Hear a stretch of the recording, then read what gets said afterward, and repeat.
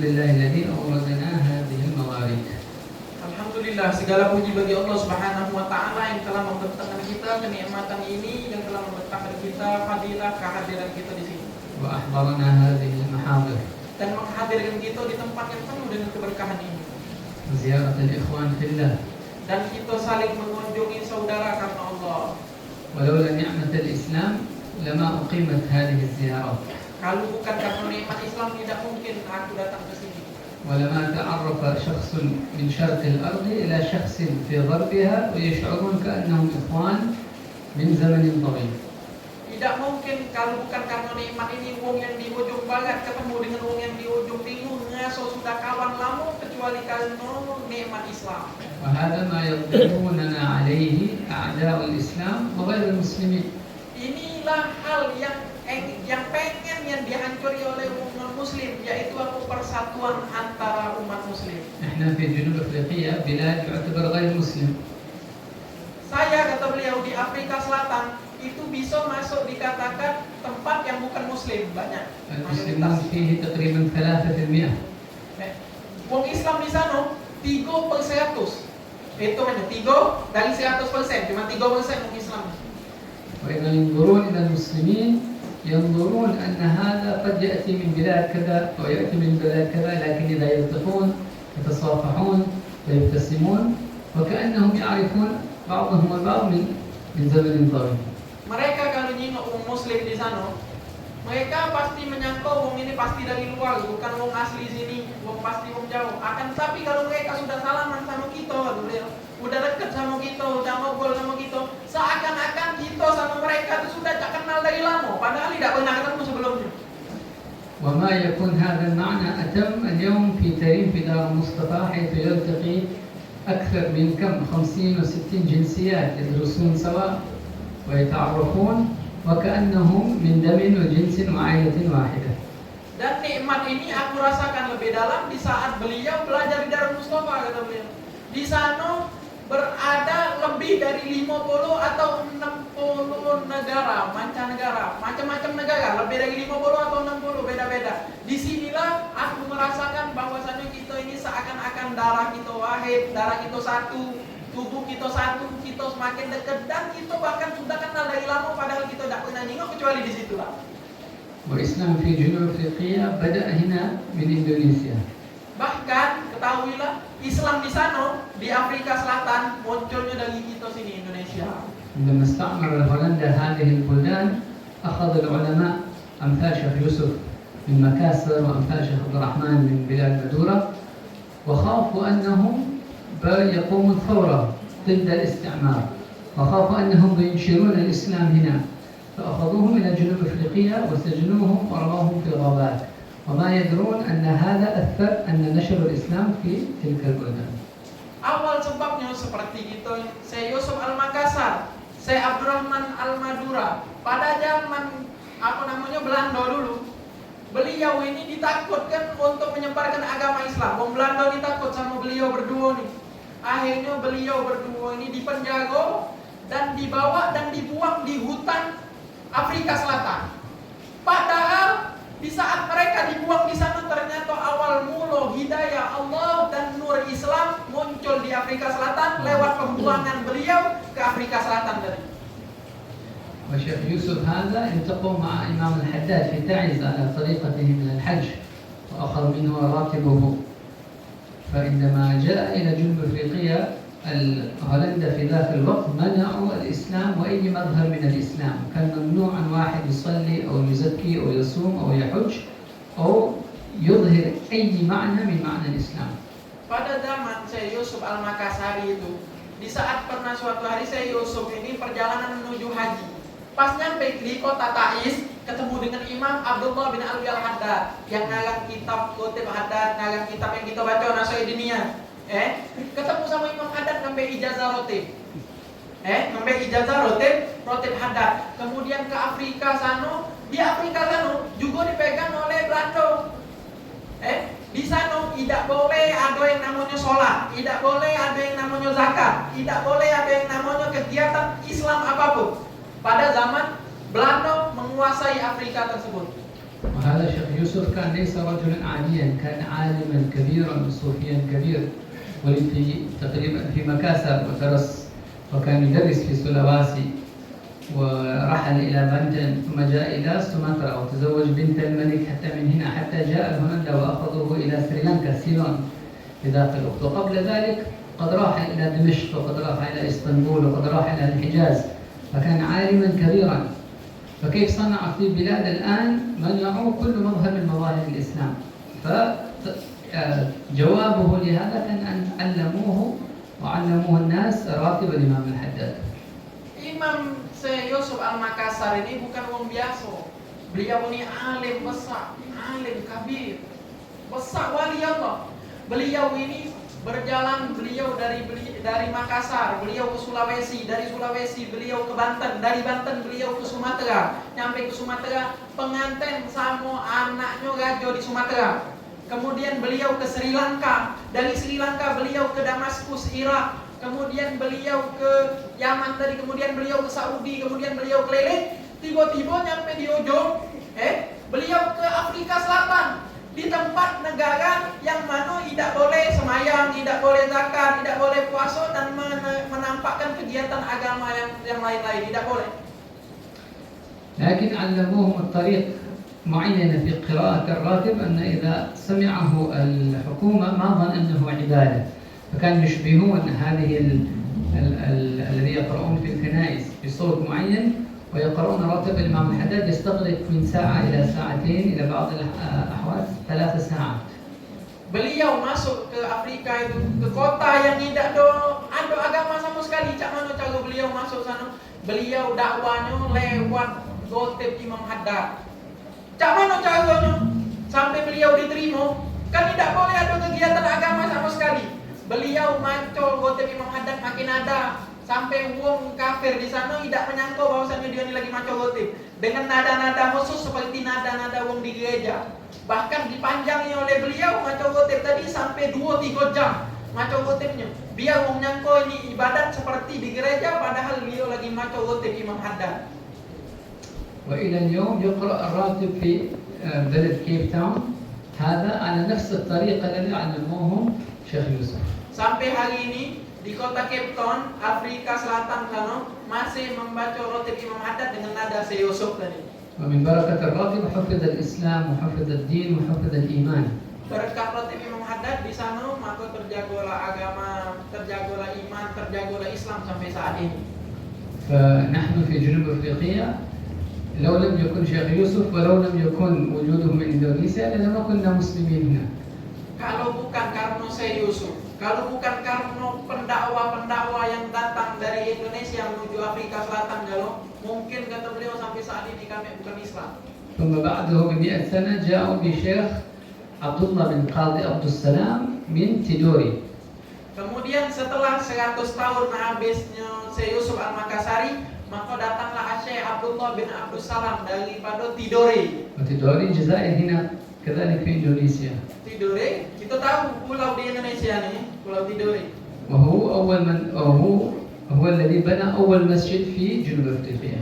Dan beliau adalah orang yang pertama kali bangun masjid di Afrika Selatan. ونسبه يرجع إلى علوي عم الفقيه المقدم. Dan ternyata beliau adalah cucu Nabi Muhammad yang mana nasab beliau tersambung kepada Al-Imam Alwi, aminyo Fagil Muqaddam. Kalau kita tahu Fagil Muqaddam punya ami Alwi namanya. Beliau dari keturunan Alwi.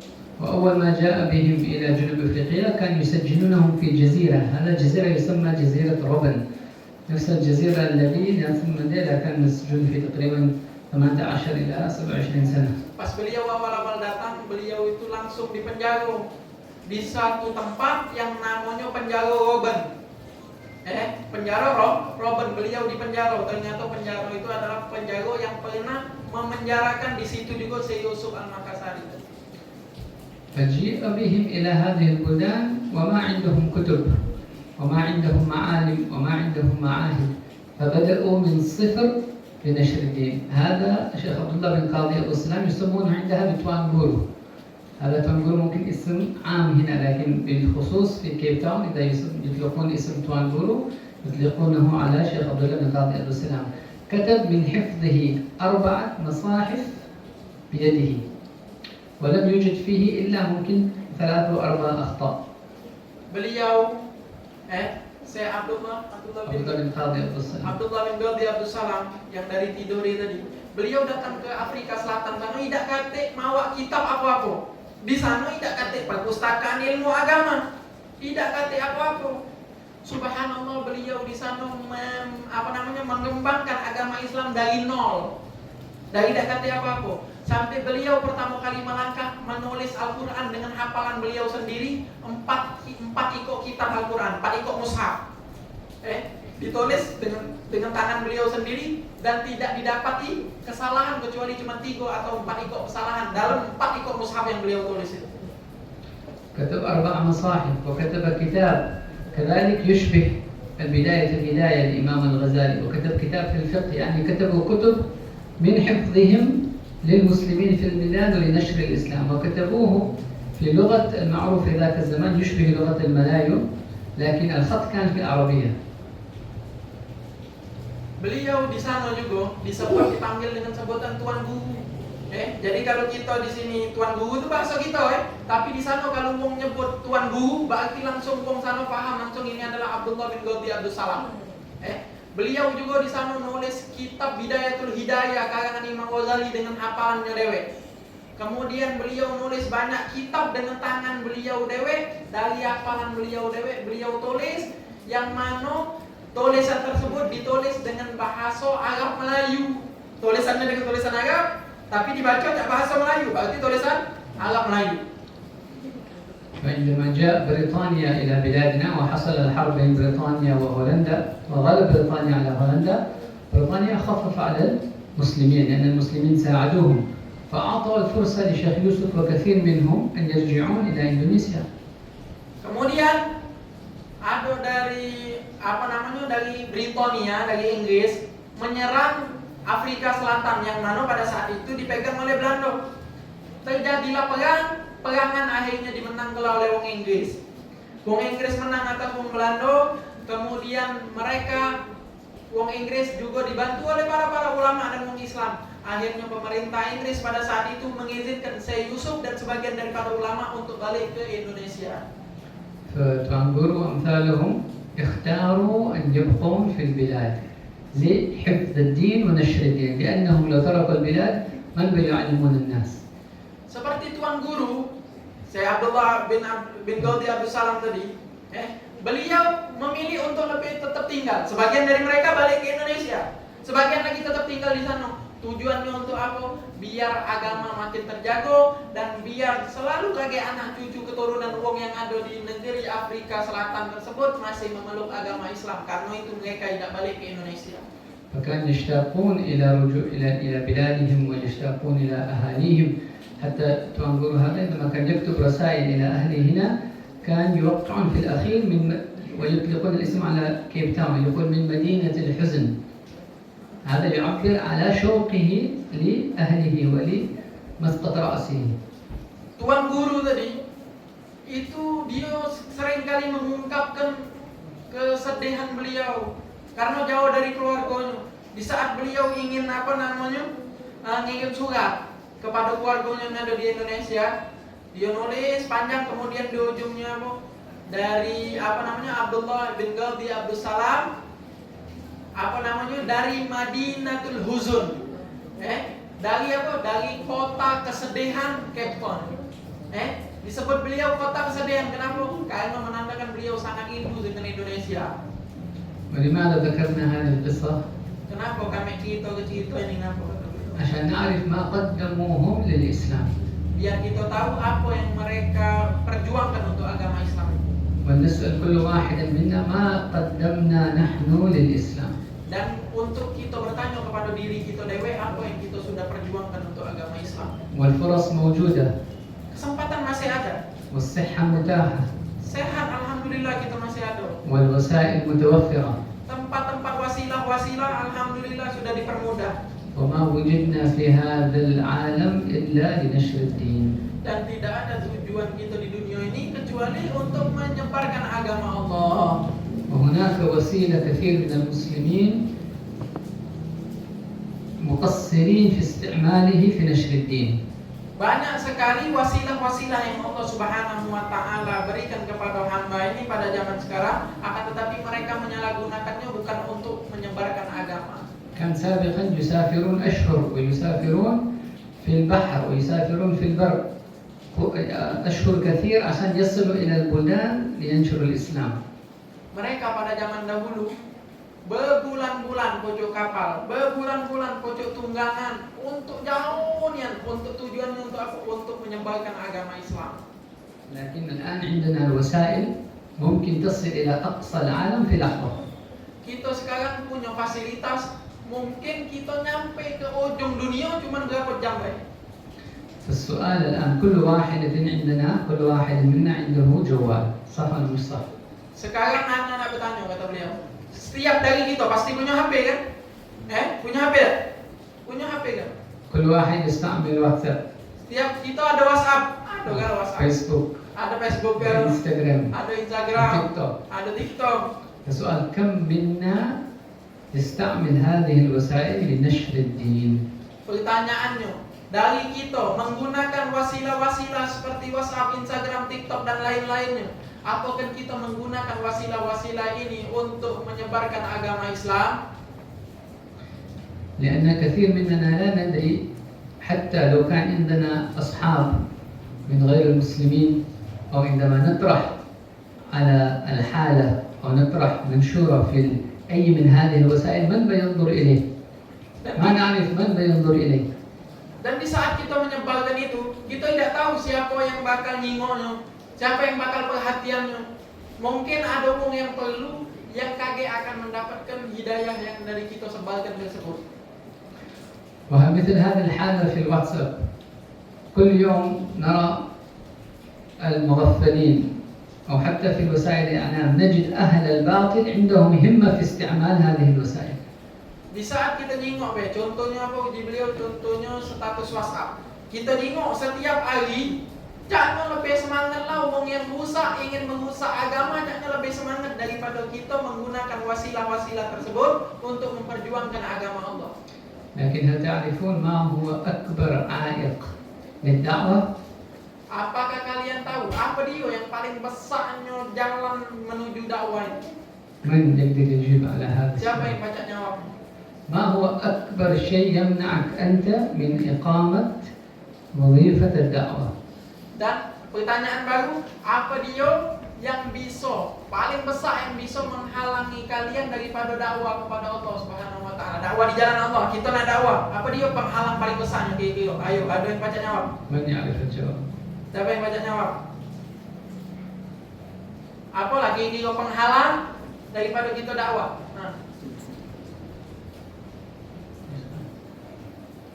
Jawab. ما هو العائق لاستعمال هذا الجوال لنشر الدين؟ Apa dia penghalang kita menggunakan HP ini untuk menyebarkan agama? لو كان الجوال مشكلة المفروض نرميه ما نستعمله. Kalau ini membuat masalah bagi kita, seharusnya kita buang, tidak usah pakai HP. لكن هو السلاح ذات وجهين أو ذات حدين، ذات وجهين. Tapi ini adalah sesuatu yang ada tajam ada tumpulnya. إما تستعمله لنفع الغير أو بتضر نفسك به. Antara kita untuk menunjuk manfaat ke orang lain, atau kita baca melukai diri kita dengan lading. فالمشكلة في الدعوة شيئين. Masalah dalam dakwah itu ada dua. أول واحد عدم معرفة عظمة نعمة هذا الدين. Yang pertama adalah kita tidak merasa bahwasanya agama yang kita peluk ini adalah agung dan menyebarkannya adalah sesuatu yang agung. لكن لن نعرف قدر هذا الدين إلا إذا قمنا بنشره. Dan kita tidak mengetahui kedudukan agama ini kecuali di saat kita menyebarkan agama ini, kita baru tahu kedudukan agama ini. هذا يحملنا إلى العائق الثاني والأكبر.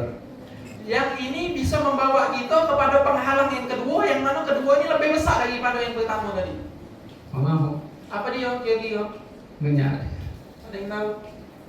فكر في نفسك، إيش الذي يمنعك أن تطرح حديث أو آية من القرآن أو إذا رأيت شيئا في المجتمع يعني لا يصلح، أو عندك واحد في عائلة ما يصلي، حتى أن تطرح حديث في حالة، والزين في الحالة في الوقت أنت لو تطرح حديث يتكلم عن فضيلة الصلاة ما أحد يقول لك ليش أنت طرحت هذه الحالة، أنت تقول أنا لا أصلي. فرق بين أنت تروح لواحد تقول يا ولدي ويا أخي ويا كذا ليش ما تصلي، أنت حالك في الوقت تحط شيء ما حد يقول لك. واحد يحط في حالة في الوقت أنه يأكل جمبري وواحد يأكل شيء ما نسألهم أو أنت ليش. الحالة هذا أكبر وسيلة للدعوة غير المباشر. Status yang kita pasang, kilo-kilo apalah penghalang kita untuk tidak galak masang naruh ayat Quran, naruh hadis, naruh dakwah. Tidak kata pula pas kita masang hadis tentang sholat. Kita masang hadis tentang sholat atau ayat tentang sholat. Tak kata pula main momen, kau ni nyender aku, tidak bakal lo langsung momen di saat status kita. Akan tetapi lain kalau kita japri. Sholatlah kalian sebelum masuk babak kubur. Kita japri ke dia, baru dia akan ngaso. Tapi kalau kita taruh di status kigo-kigo, dia tidak bakal ngaso. Dia tidak bakal ngaso. Dan dengan status inilah secara tidak langsung adalah dakwah kita terbesar, kesempatan dakwah kita lewat status-status ini, kata beliau. المشكلة ما هي؟ Apa dia jadi masalahnya? المشكلة الحياء والاستحياء. Yang masalahnya apa tuh? Malu dan memuat malu. نحن نستحي. إيش بيقول الناس إذا أنا أطرح آية أو حديث بيقولون أنا كما يقولون زي شيخ وزي متدين وأنا apa dia namanya, pas di saat kita masang tersebut tadi kita malu karena aku masang ini diomongin kau ni sok baik, kau ni sok alim, sok pinter, jadi ustaz aku. Di saat kita masang status itu, itulah masalahnya. لكن تجد واحد في حالته في الوقت رجل أو مرأة شاب جالس في مطعم وعنده طعام ويأكلون ويقول أو ما شاء الله ويفتخر أن هذا هدف في حياته وأنه ما شاء الله قدر أن يوري الناس وجبة معينة وكيف طعمه. Tapi di saat kita jengok di sisi lain ada memuat status lagi duduk berdua sama ceweknya sampai makan, sampai makan dia semangat diupload, dibuatnya vlog. Kita tonton ini tidak malu. Dia sampai ngevlog sampai makan seakan-akan itu adalah tujuan hidupnya. Dan kita tonton ini dia tidak malu mau ini itu. Kenapa kita harus malu di saat kita menyebarkan agamanya Allah Subhanahu wa taala di dalam status-status kita? واحد ثاني اشترى سيارة أو سايكل أو جوال ويجلس ويوري الناس إيش فيه وهذا زين وأنا سائقي ويقومون بنشر هذه الأشياء بهمة وكأنه هدف في الحياة وكأنهم حصلوا على جائزة أو شيء كبير في الحياة. Kita nengok contohnya iklan-iklan wong iklan HP, iklan mobil, iklan motor. Kita nengok di posting-postingannya, ayo ini belilah barangan terbagus ini. Akan dapat hadiah kaget. Seakan-akan dia tuh bakal dapat sesuatu yang lebih besar dari itu. Sampai semangat dia menghabiskan harinya nge-lab ini dan itu, jualan banting tulang. Padahal mereka mengejar sesuatu yang akan hilang meninggalkan mereka. Tapi mereka tidak ada malu-malu. وأنت يا مسلم يا طالب علم عندك أغلى مما عندهم بمليون مرة لا قيمة لها، وأنت عندهم نجاتهم في الدنيا والآخرة، ولو عرفوا ما عندكم لجاءوا عندكم وسبوكم وضربوكم. وهذا وجدنا للطلاب الذين يأتون إلى تريم والذي يسلمون، وأخونا يعرف الذي حبيب يقيمهم مساء الخميس المسلمون الجدد يسألون وين كنتم يا مسلمين، ولماذا أنتم تخزنون هذا الدين الذي عندكم، لماذا لا تنشرونها في شرق الأرض وغربها. Inilah masalahnya.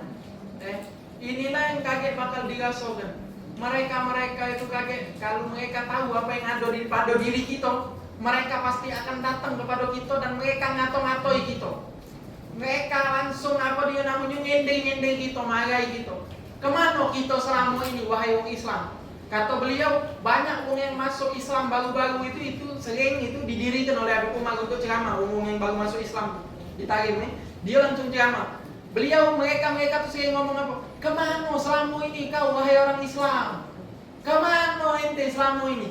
Banyak masih orang-orang di sana perlu hidayah darimu, tapi engkau kemana selama ini? Karena apa? Mereka sudah tahu hakikat yang mereka telah dapatkan sekarang.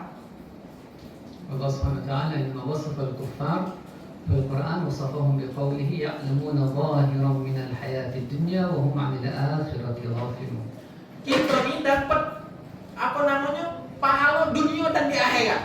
Mereka tidak dapat. Allah Subhanahu wa taala di saat menyifati mereka orang kafir, apa kata Allah Subhanahu wa taala? Mereka sok tahu tentang kehidupan dunia dan mereka kaget di hari kiamat bakal menjadi orang-orang yang sangat merugi di Allah. ما يعلمون ما يحصل بعد الموت. Mereka tidak tahu bakal datang yang namanya kematian.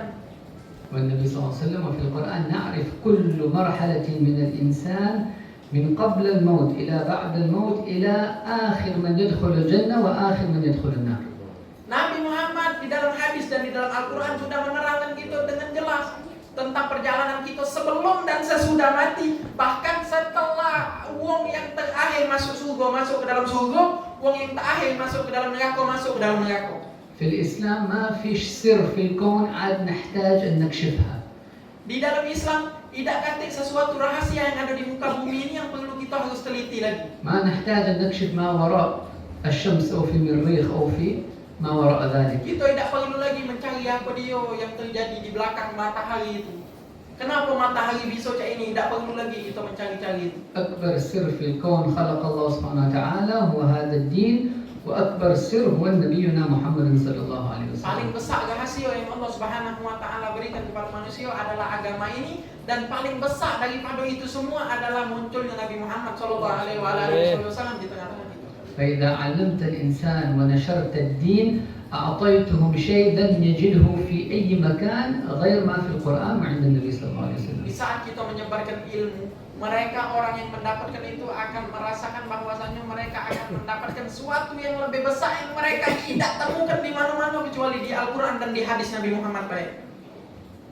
فننوي إن شاء الله إقامة الدعوة إلى الله سبحانه وتعالى وطلب العلم وتزكية النفس. هذه المقاصد من أعظم مقاصد الذي خلق الله سبحانه وتعالى من أجله. Dan insya Allah kita hidup di dalam muka bumi ini karena tujuan 3 hal. Yang pertama kita menuntut ilmu dan mengamalkannya. Kemudian kita berakhlak dengan akhlakul karimah. Yang ketiga kita berdakwah di jalan Allah Subhanahu wa taala. Karena tujuan manusia hidup seperti mana yang disifati oleh Allah hanya untuk mengejar atau menggapai 3 hal ini. Yang pertama ilmu dan mengamalkannya, yang kedua kita beradab dan berakhlak, yang ketiga kita dakwah menyampaikan ilmu dan adab akhlak yang kita pelajari tadi. والدعوة قبل العمل هو النية وحمل الهم. Dakwah sebelum mengamalkannya, kita niat dakwah, apa namanya? Kita berdakwah sebelum adanya niat, itu namanya ham. Itu namanya pikiran kita yang terlalu condong kepada agama Islam. Itu bagus. والانطلاق بالحكمة. Dan kita akan maju ke dalam dakwah itu dengan hikmah dan pemahaman yang cerdik. ليس كل دعوة بلسان. Bukan dakwah itu harus dengan ngoceh ceramah. النفس الذي عند الإنسان أمارة بالسوء لا يحب أن يؤمر. ما أحد يحب أن أحد يقول له افعل أو لا تفعل أو أنت سويت غلط أو أنت كذا. Nafsu yang ada di tengah-tengah manusia itu, nafsu amarah bisu yang mengajak manusia untuk buruk itu tidak demen kalau diperintah-perintah. Ente ngawe ini salah, ini ente tidak benar, gawe ente ini salah. Itu kita paling tidak demen kalau dimacam itu kan kok. فحتى مع أزواجنا وأولادنا ما نأمرهم بما نريدهم أن يفعلون، نحن نعمل به حتى هم يروننا نعمل ثم هم يتابعوننا. Hatta walaupun anak bini kita, mereka dalam nafsu mereka manusia, mereka tidak galak langsung ngawe kan perintah, kecuali kita dulu ngawe ke, kemudian mereka ningok gawe kita, kemudian mereka akan mengikuti kita. Tidak kakak kita langsung pompon macam itu baik. فإذا كان هذا الحال مع المسلم فكيف بالغير المسلم؟ Kalau keadaan ini yang ada pada muslim, jangan mana keadaan orang yang bukan muslim. فهذا يوصلنا إلى أن الدعوة هي الأخلاق. Dan ini menyampaikan kita kepada titik bahwasanya dakwah itu adalah akhlak. إذا أنت ماشي في السوق وأنت عندك نية للدعوة، يا الله بمشي في هذا السوق أنوي الدعوة إلى الخير، وبالنور الذي جعلت في قلبي بنور لا إله إلا الله انشره في من حوالينا.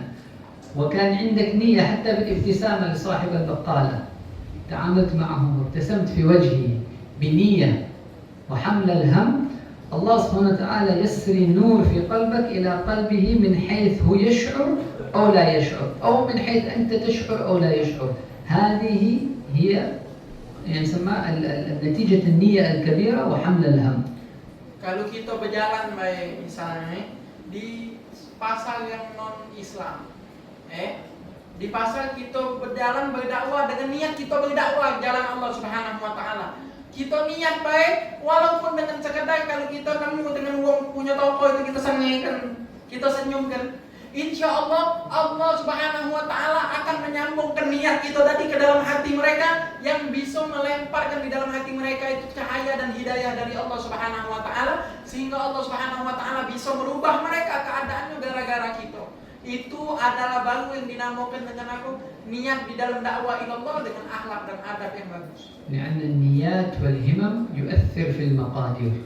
Karena niat dan kesungguhan kita untuk dakwah tersebut itu memiliki efek yang sangat besar dalam takdir dari seseorang. شيء صغير قليل تفعله بنية وبهمة يؤدي إلى نتائج كبيرة كثيرة من حيث لا تشعر.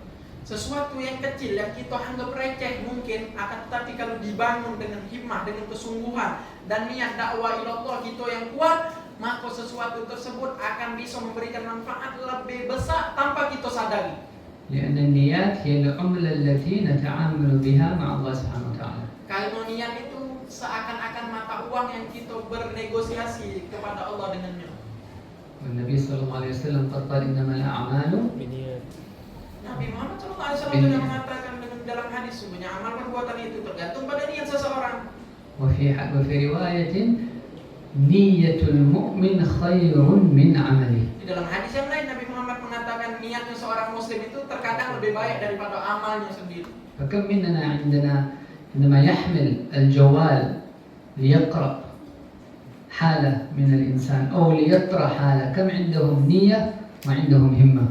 Di saat contoh kecilnya, di saat kita megang HP, kita pengen nyembalkan status atau posting sesuatu, atau kita nyingok postingan kira-kira apalah niat kita di saat membuka status ataupun kita mengunggah status tersebut. هل نتابع حالات الغير وكل شيء بس فضولا، أو يا الله عندي نية أن أتعلم شيئا من الدين، أتفقد إخواني من المسلمين، أو إذا رأيت أحدا عنده حالة وأنت تعلم أن هذا لا يأتي بخير لا تنظر إليه، تجاوزه، هذا ضياع الوقت. Apa niat kita cuma nak nyingok status tadi kalau kita nak codean baik, nak fudul, nak dia tahu gawe wong. Apa kita niatnya pengen belajar ilmu, kalau aku ketemu status-status yang masya Allah aku akan amalkan, ataupun misalnya ingin nyingok ehwan saudara-saudaraku yang tak benar, nak aku ingin berubah menjadi baik.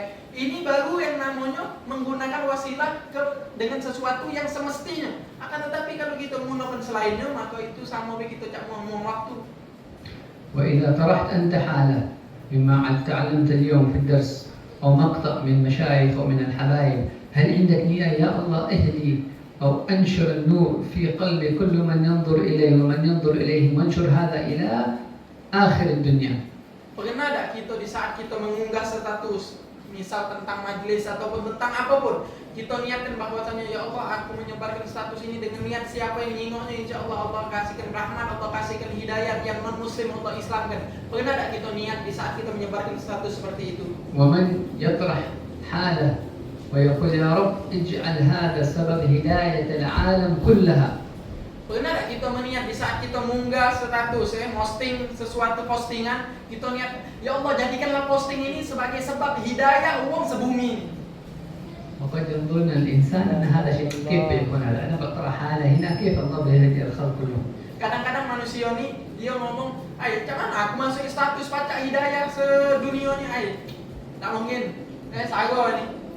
وهذا يعني أن استخففت بعظيم. Ini namanya kita merendahkan sesuatu yang agung, zat yang maha agung Allah. لأن علينا النية كما قلنا، نية المؤمن خير من عمله. والنية هي العملة التي نتعامل بها مع الله سبحانه وتعالى. بمعنى النبي صلى الله عليه وسلم قال سيأتي يوم القيامة إنسان ويرى في صحيفته جبال من الصدقة، فيقول للملائكة أنا ما تصدق بهذا المال، أنا كنت فقير في الدنيا. فيقول الملائكة لكن أنت مررت بقرية في حياتك في يوم كذا في ساعة كذا وما كان عندك شيء، لكن في قلبك قلت يا رب لو كان عندي ما أطعم هذه القرية لأطعمتهم، فشكر الله نيتك وقبل منها وأعطاك الثواب. Sudah kita sebutkan tadi kata beliau bahwasanya niat ini adalah seakan-akan mata uang kita sama Allah Subhanahu wa taala. Dan niat seorang muslim itu, dia orang mukmin itu lebih baik daripada amalnya terkadang. Nah, terkadang kaget kita itu sebagaimana telah dijelaskan oleh Nabi Muhammad, itu ada sesuatu orang, Nabi Muhammad menceritakan bahwasanya ada seseorang yang kaget di hari kiamat, dia itu nyingok, ya Allah, alangkah besarnya amal aku ini setinggi gunung daripada pahala sedekah, padahal aku tidak pernah sedekah. Akhirnya dijawab bahwasanya engkau pernah suatu hari, di hari ini, di jam ini, detik ini, waktu sekian kau lewat suatu kampung, kau niatkan, ya Allah, kalau aku punya rezeki banyak, sekampung ini akan aku tunjuk makan kalau tidak keluar kecuali dalam keadaan kenyang. Maka semua itu diterima oleh Allah Subhanahu wa taala niatnya, dan Allah Subhanahu wa taala jadikan pahalanya padahal dia tidak pernah ngawekan. فهل ضره أنه ما قدر أن يطعمهم بالفعل؟ Apakah itu bisa menjadi mudarat dia kalau dia tidak baca menjok makan orang sekampung tadi sampai kenyang? بل أفاده نيته. Akan tetapi ketahuilah dia mendapatkan manfaat yang besar dari niatnya. وإن لم يكن في الظاهر ما قدر أن يفعل شيء. Walaupun secara zahir dia tidak ngaku, tidak ngawek apa-apa, menjok makan tidak. وكذلك أنت أمام هذه المظاهر والفتنة تظن أن ما أقدر أن أفعل شيء. Di depan, di hadapan fitnah-fitnah yang ada sekarang, kita menyangka kita ini tidak akan ngawek apa-apa, saudara, lemah kita. لكن في الحقيقة نتعامل مع الله سبحانه وتعالى ولا نتعامل مع الخلق. Akan tetapi secara hakikatnya kita ini lagi bernegosiasi sama Allah, bukan negosiasi sama manusia. فبنيتك تحصل على الثواب وإن لم ترى الأثر في حياتك. Dengan niat tadi kita akan nyingok pahala yang begitu berlipat ganda dari Allah walaupun kita tidak pernah ngawekan. فنسأل الله سبحانه وتعالى أن يعلمنا النيات الصالحة. Dan semoga Allah Subhanahu wa taala mengajarkan kita niat yang soleh dan memberikan kita niat-niat yang baik. شيخنا الحبيب علي المشهور أخ الحبيب عمر في كل جمعة عندما يزور الصالحين في زنبق يبدأ الفاتحة بصلاح النيات وقبول الأمنيات وصلاح الأحوال الظاهرة والباطنة ويسرد في النيات الصالحة. Ulama-ulama seperti Al-Habib Ali Masyhur, kakaknya Habib Umar itu di saat beliau ziarah, beliau mengawali Fatihahnya dengan apa? Ya Allah, berkat niat-niat soleha yang kami pasang saat ini ya Allah, maka permudahkanlah gawe kami, dan Al-Fatihah kemudian kepada ahli-ahli kubur yang ada. أحمد حسن الطاس ذكر في تذكير الناس أن كان ورد بعض الصالحين كل يوم يا مصلح النيات يا مصلح النيات 500 مرة وبعضهم 100 مرة وبعضهم أقل أو أكثر. Habib Ahmad bin Hasan Al-Attas mengutip dalam kitab Tadhkirun Nas bahwasanya di antara amalan wong soleh itu, ini beliau menunjuk kita amalan daripada wong soleh itu apa dia, salah satunya mengatur setiap hari 500 kali ya muslihin niat, wahai Allah yang memperbaiki niat seorang hamba. لأن النيات هي أول خطوة أو أول قدم على الطريق إلى الله سبحانه وتعالى. Karena niat adalah langkah pertama kita untuk menuju Allah Subhanahu wa taala. من لم يتيسر قدمه في إصلاح نياته لم يتم بعد ذلك. Barang siapa yang tidak menguatkan langkah kakinya dalam niatnya, maka dia tidak akan sukses selamanya. وهناك فرق بين نيات وأمنيات. Di sini ada perbedaan antara niat, yaitu niat itu, sama umniyat, angan-angan. ما الفرق بين النيات وأمنيات؟ Apa bedanya antara dua itu ini? من يعرف؟ Ada yang tahu? واحد قد يظن في نفسه أنا أتمنى أن أحفظ القرآن أو أتمنى أن أتعلم العربية أو أنوي أن أتعلم العربية وأن أحفظ القرآن، لكن كيف يعرف أن هذه النية أو التمني شيء يعني راسخ قوي أو شيء بس فقط فكرة شيطان جاء أعطاه أو نفسه أعطاه فكرة خلاص بعدين قد يحصل قد لا يحصل.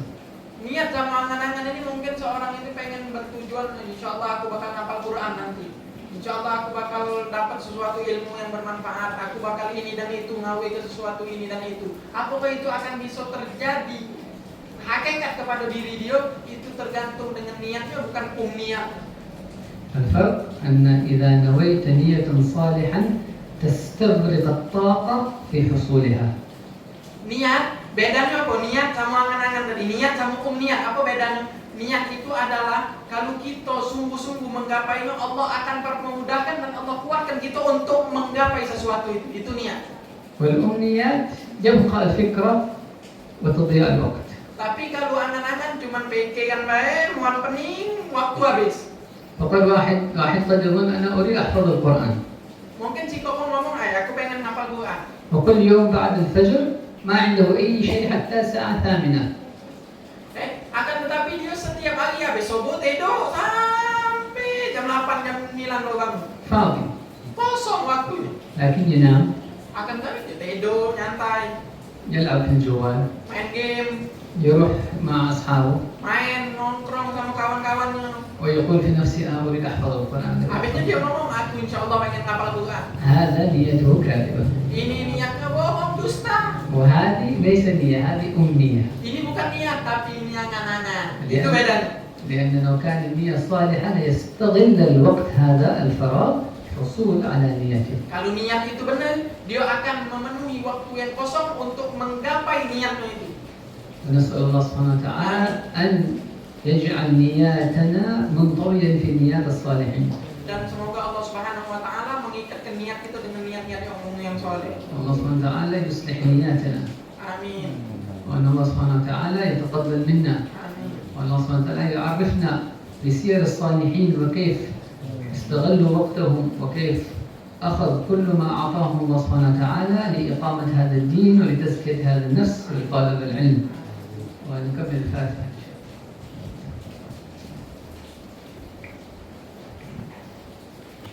يا رب يا